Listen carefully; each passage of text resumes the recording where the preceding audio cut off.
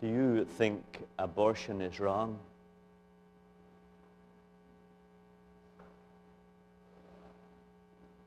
And do you think it's wrong in every situation, for instance?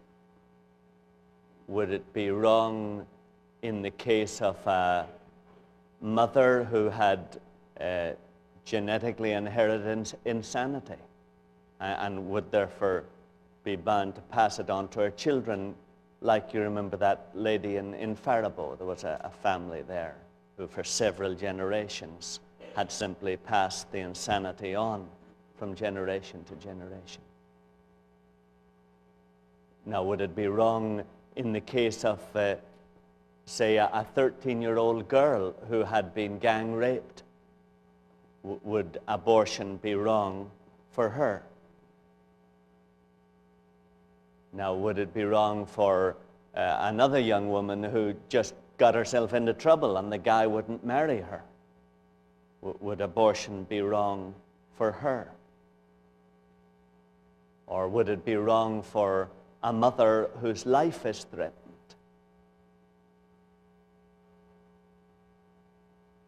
Now, would you just tell me the answers to all those questions and I'll wait? No, I'm not really interested too much in your detailed answers, but I'd love to ask you this question. What attitude would you have to any of us here, for instance? Any guy who was a Christian who got up and said, well, yeah, I do believe in abortion. And I actually believe abortion is right for a couple who just have an unwanted pregnancy. Now, what would your attitude be to that person?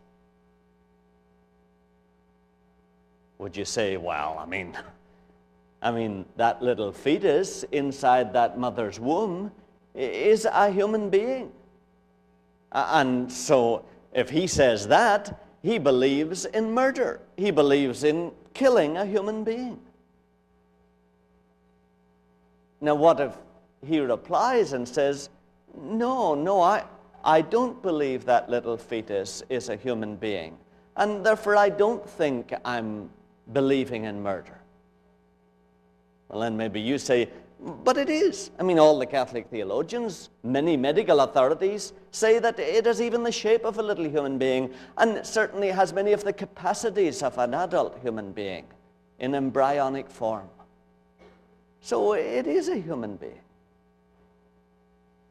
And what if he replies and says, well, no, I mean, it has no rights before the law and it has no responsibilities before God until it's separated from its mother's body. And so that's why he says, I'm almost drawn to call it an it, because it to me still is not a separate human being before God and the law.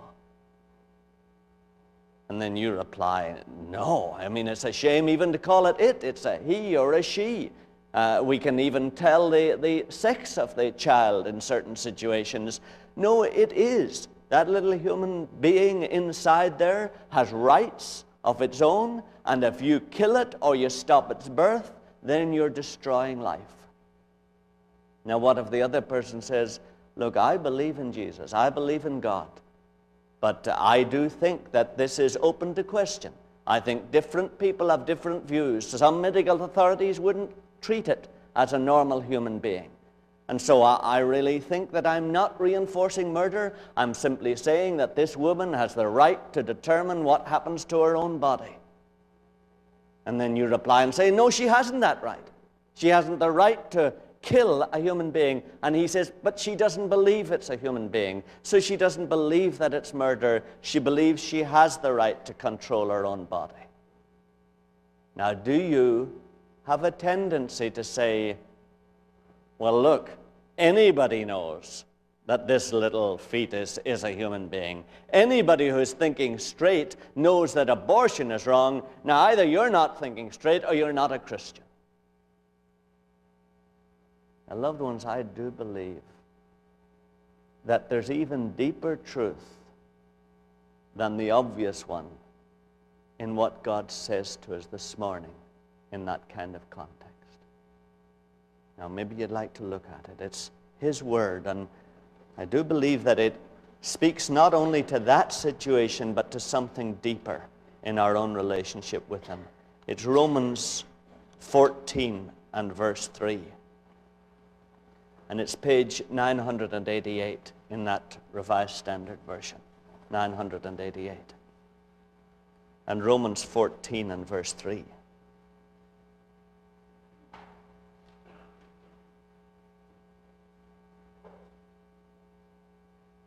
Let not him who eats despise him who abstains, and let not him who abstains pass judgment on him who eats, for God has welcomed him.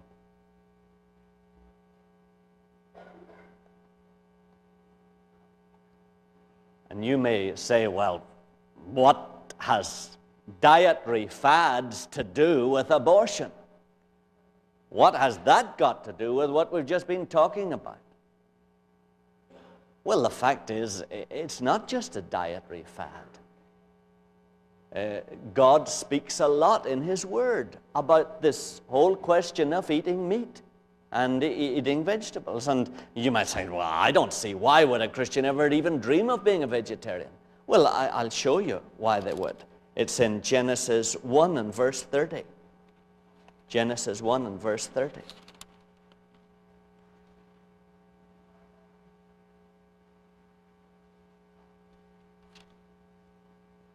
It's page 2, loved ones.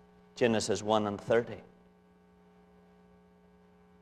And to every beast of the earth, and to every bird of the air, and to everything that creeps on the earth, everything that has the breath of life, I have given every green plant for food. And it was so. And so there God is saying to all the animals and to every living being, including humanity, I have given the green plant for food.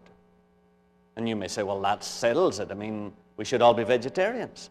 Why does any Christian ever eat meat? Well, because of Genesis 9, if you like to look at it. Genesis chapter 9. And verses 2 and 3. Genesis 9 and verses 2 and 3.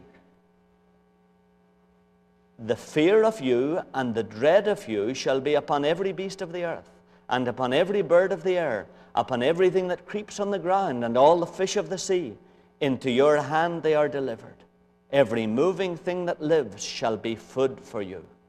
And as I gave you the green plants, I give you everything.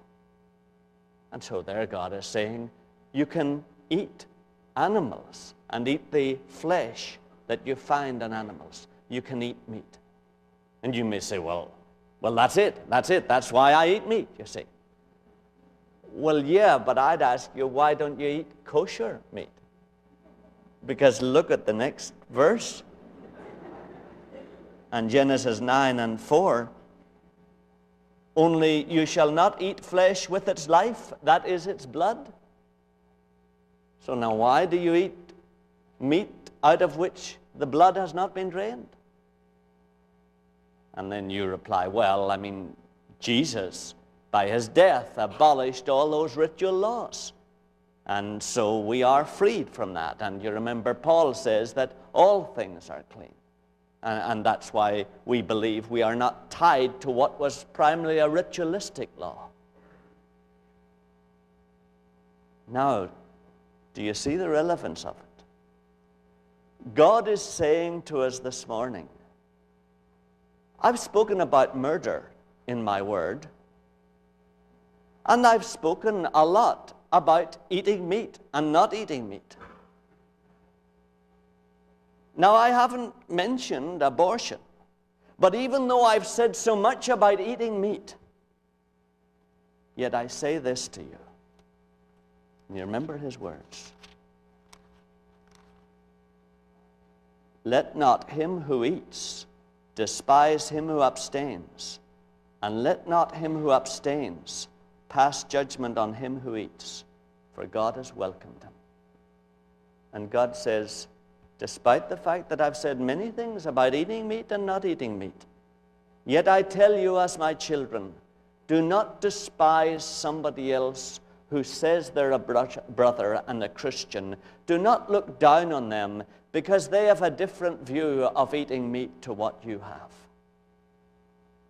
And then you see the obvious sequel to that.